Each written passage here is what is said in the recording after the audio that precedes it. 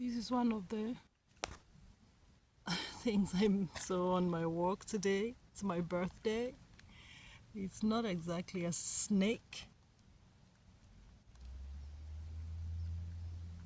but it is.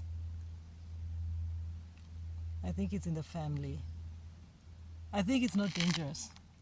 If you can see me going very close to it, and I've been so scared of snakes all my life. But I'm getting to learn that this is just part of God's creation. Someone once told me I met a snake, or one of these, I don't know what it's called. I don't know if it's an owl. It's moving very slowly.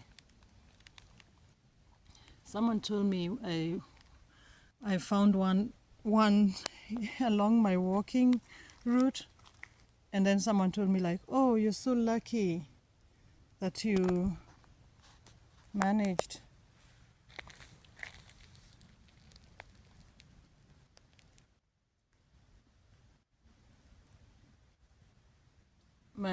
to find one. They're very rare. But this is a tiny one. Last time I'd seen a really big one, so I really jumped. Yeah, it's just crossing the road. I hope it doesn't get ran over.